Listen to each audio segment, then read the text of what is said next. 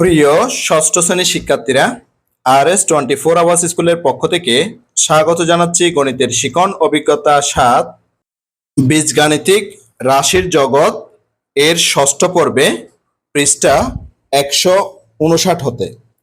তোমরা যারা এখনো প্রথম থেকে পঞ্চম পর্বগুলো দেখোনি, তোমাদের দেখার সুবিধার্থে এই ভিডিওর নিচে ডেসক্রিপশন বক্সে প্রথম থেকে পঞ্চম পর্বের লিঙ্কগুলো দিয়ে দেব।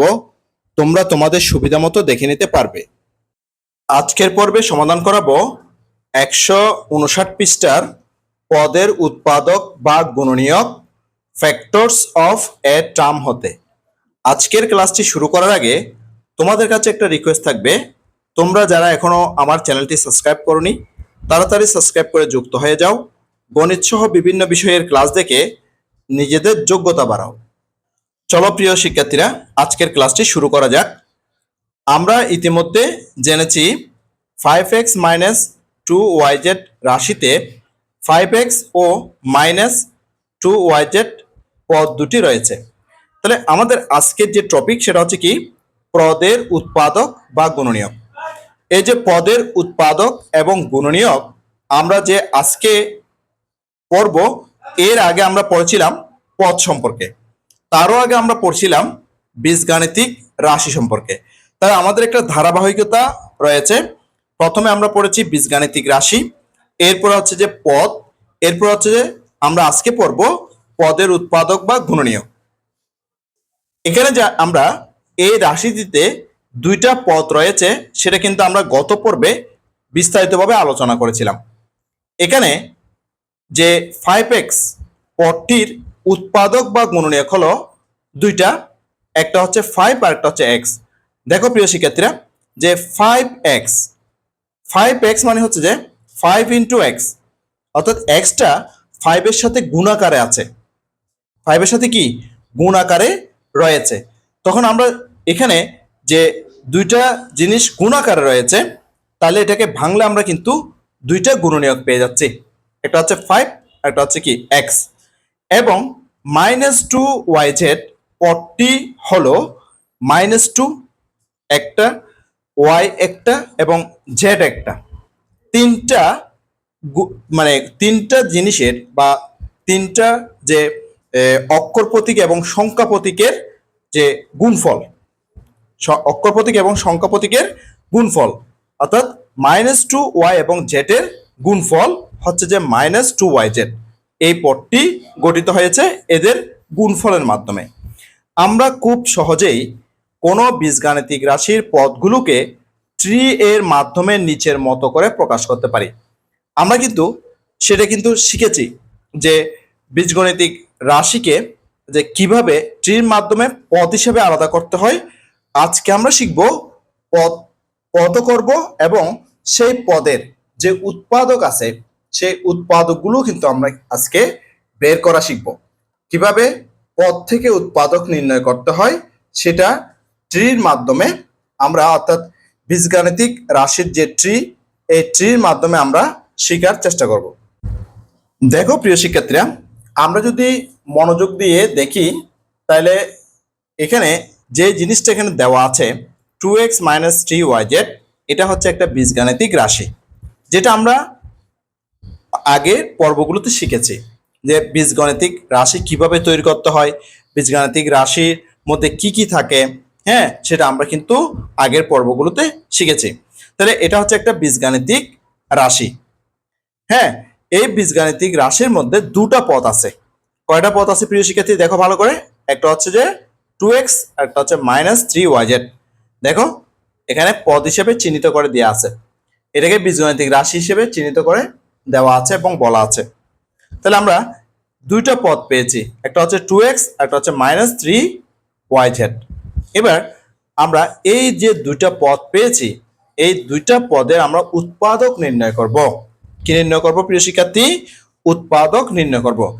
এখানে যে প্রথম পদটা আছে সেই পদটা হচ্ছে কি 2x, 2 এবং x এর গুণ আকারে আছে। এখানে 2 এবং x কিভাবে আছে? গুণ আকারে আছে। তাহলে এটাকে আমরা আলাদা করে নেব। কি করে নেব? আলাদা করে নেব। আবার গুণ করলে কিন্তু এটা পেয়ে যাব, অর্থাৎ 2 এর সাথে x গুণ করলে কিন্তু আমরা আবার 2x টা পেয়ে যাব।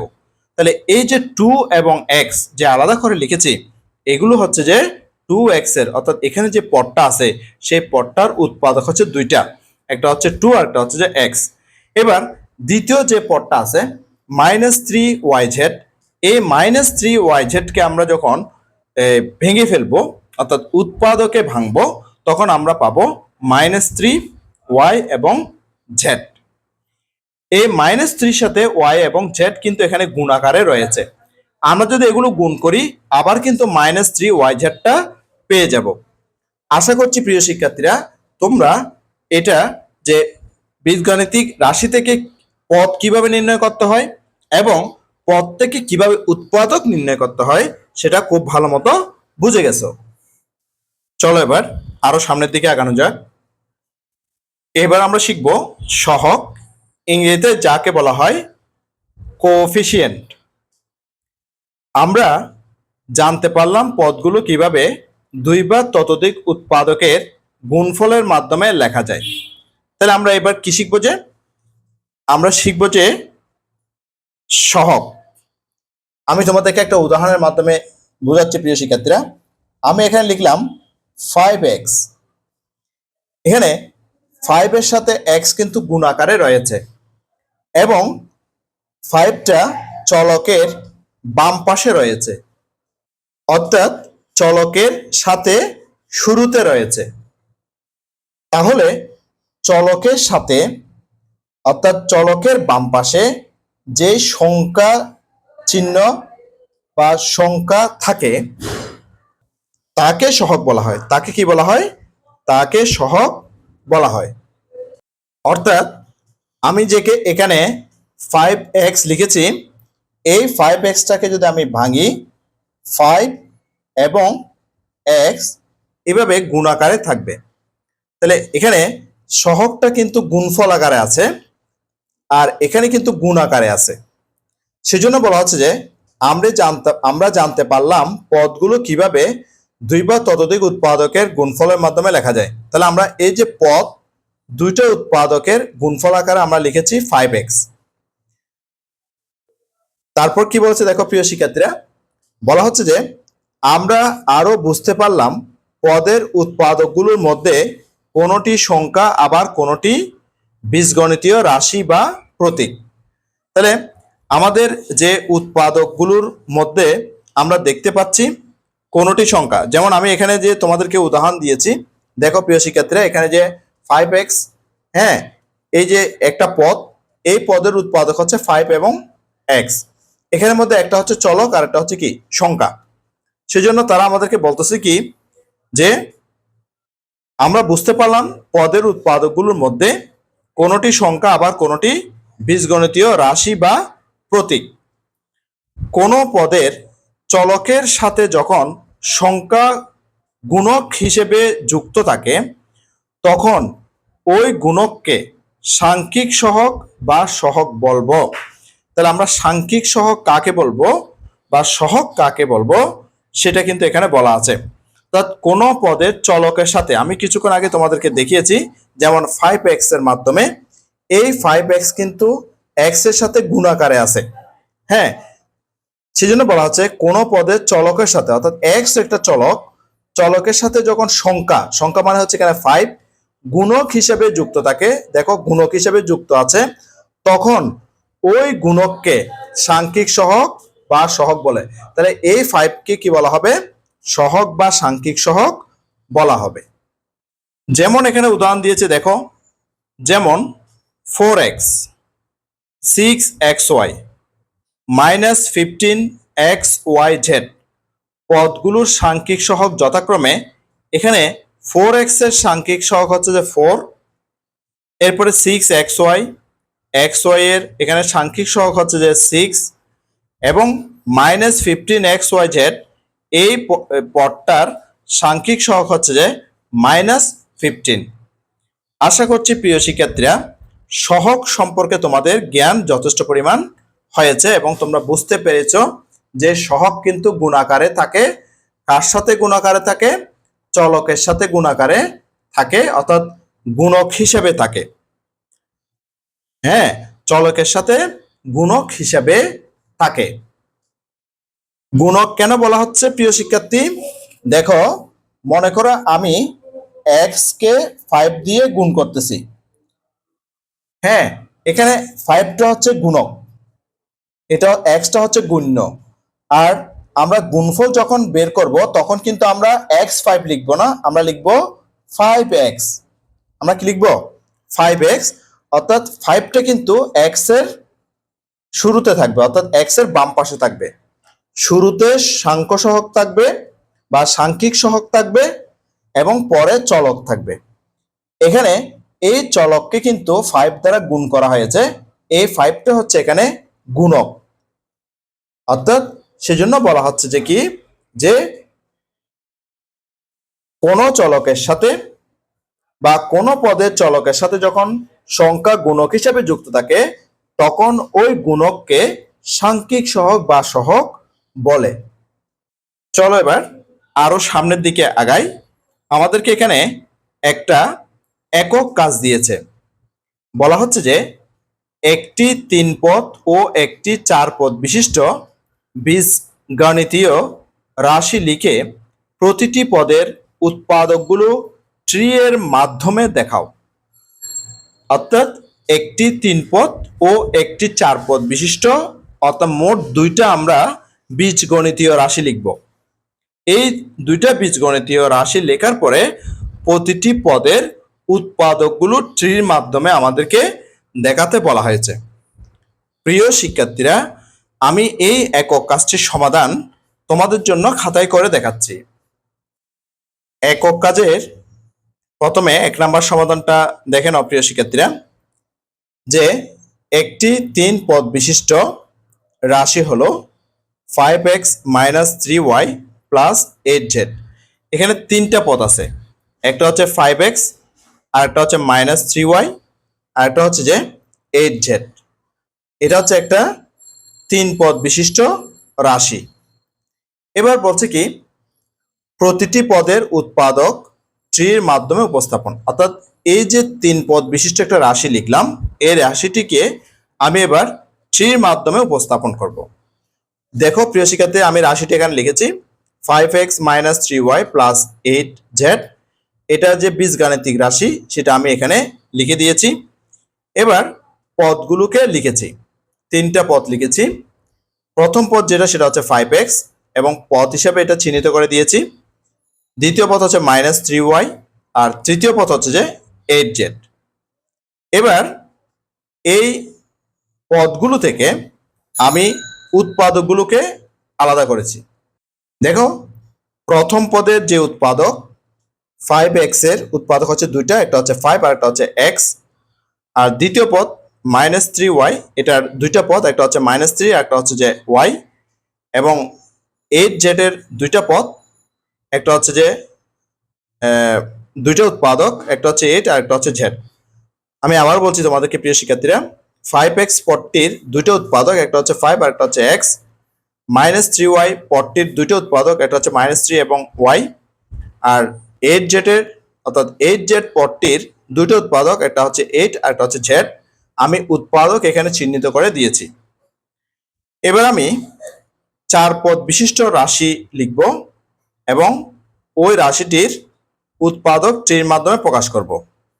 দেখো প্রিয় শিক্ষার্থীরা, পরবর্তীতে আমি যে 4 পদ বিশিষ্ট একটা রাশি লিখলাম। আমি লিখলাম একটি 4 পদ বিশিষ্ট রাশি হলো 3x - 5y + 9z - xyz।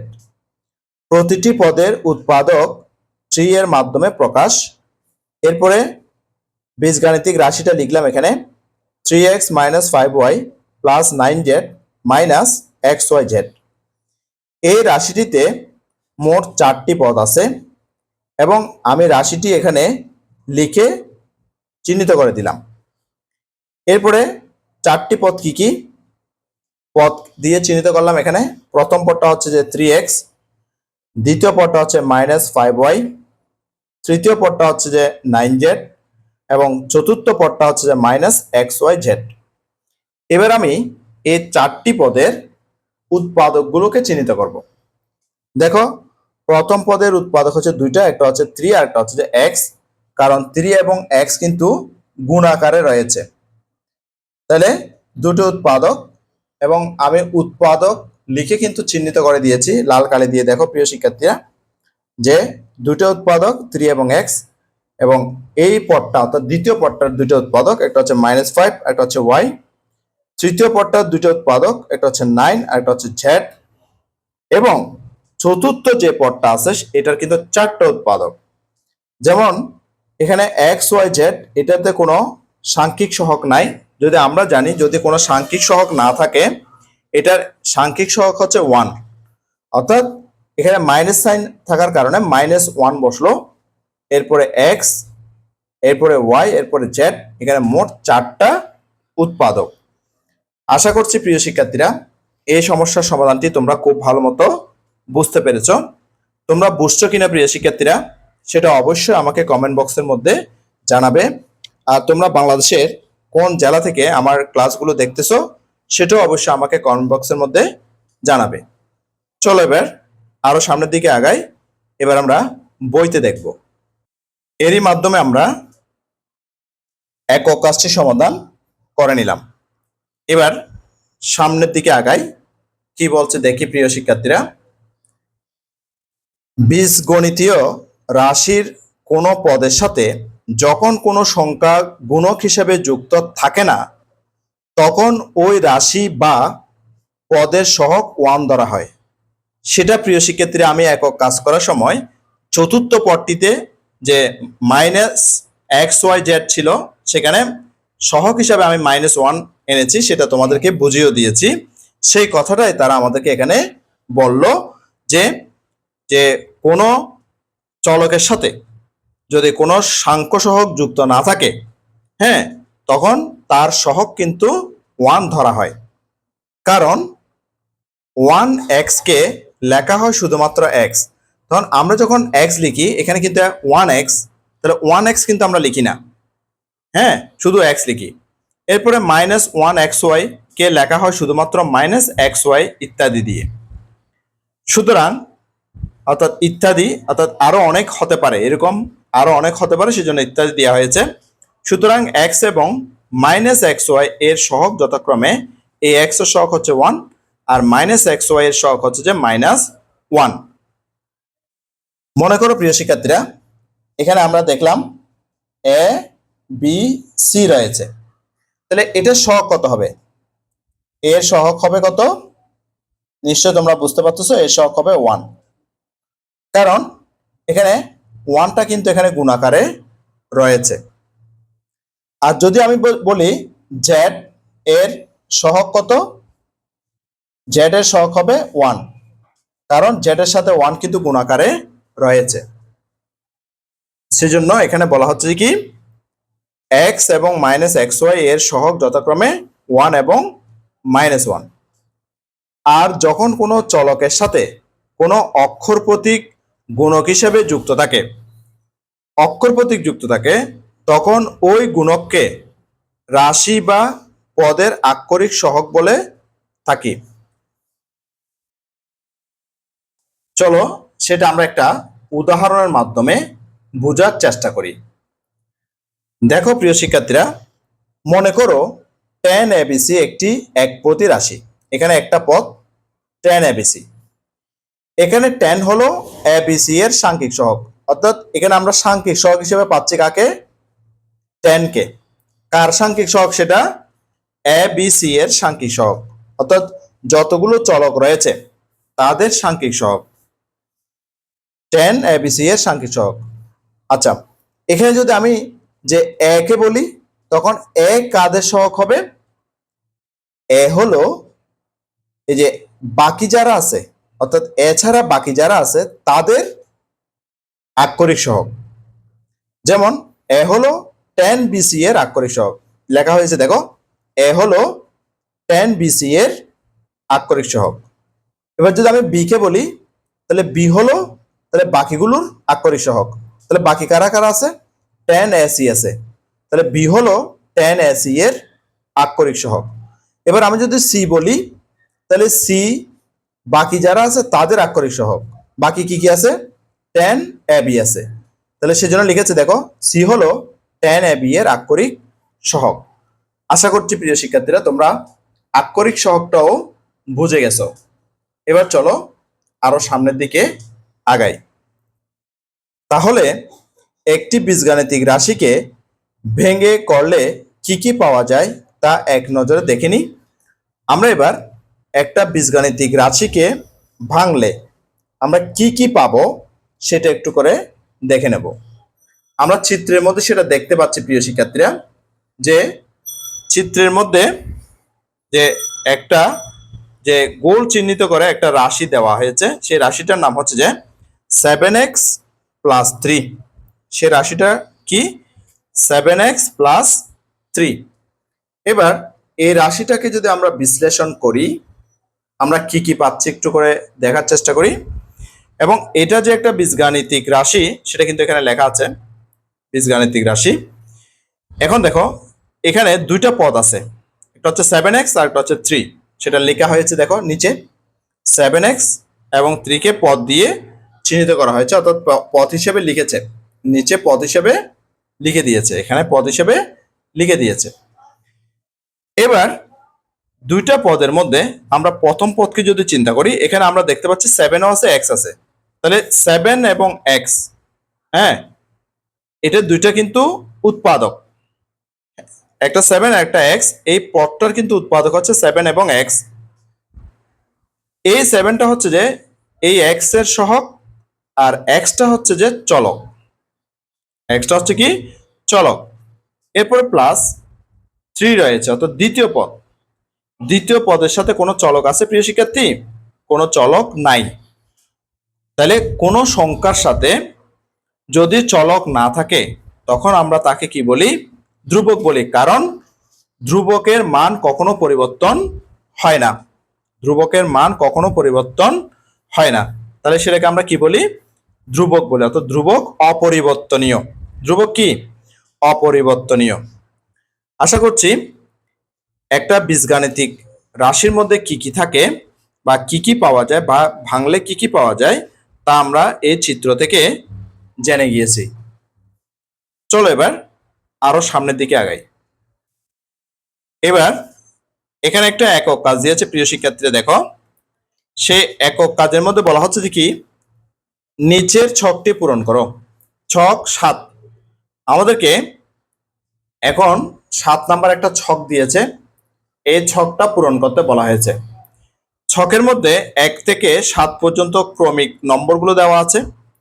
এরপরে 1 থেকে 7 নাম্বারের বিপরীতে বীজগণিতীয় রাশিগুলো দেওয়া আছে।